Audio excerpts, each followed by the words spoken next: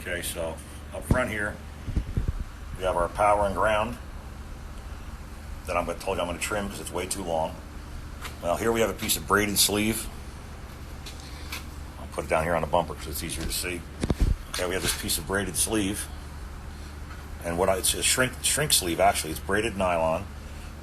It's actually a shrink sleeve. So I'm going to slip it on the harness, and then I'm going to shrink it, and it'll give some added protection because this is just covered in electrical tape. So, and I'm going to be coming through here with it. I'm going to notch the plastic so my wiring is going to stick out there, and just to give it some more protection where it may rub, I'm going to put the braided covering on it. So as I said, I'm going to put the braided covering on. Well, I just slipped it on there. It's just sitting there. Now I'm going to take the heat gun and shrink it. All right. A little bit of heat. It shrinks down nice and tight.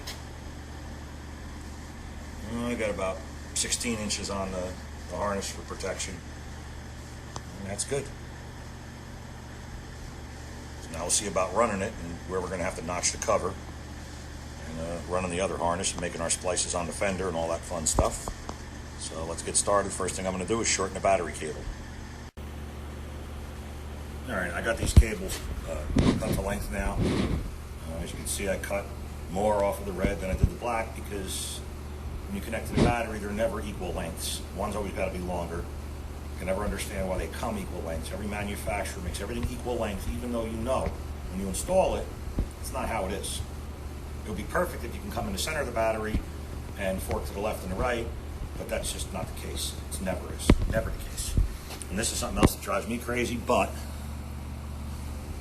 standard. It's like an industry standard. That's a 3/8 hole. Okay, 6 gauge cable standard comes with a 3/8 hole in the lug.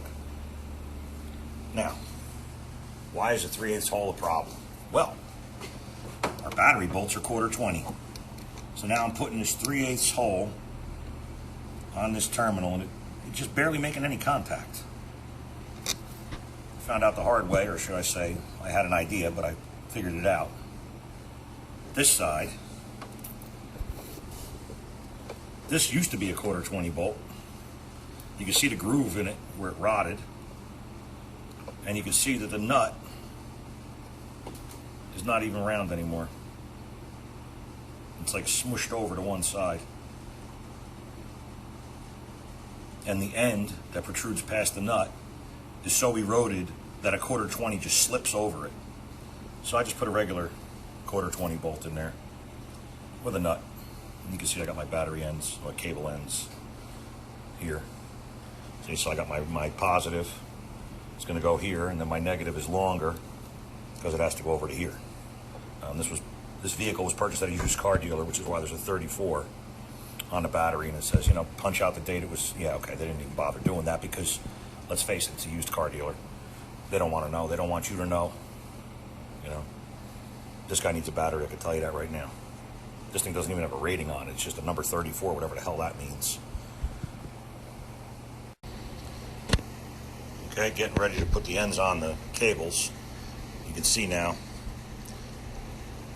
these are 1/4 inch holes in the lugs, as opposed to the 3/8 that came standard.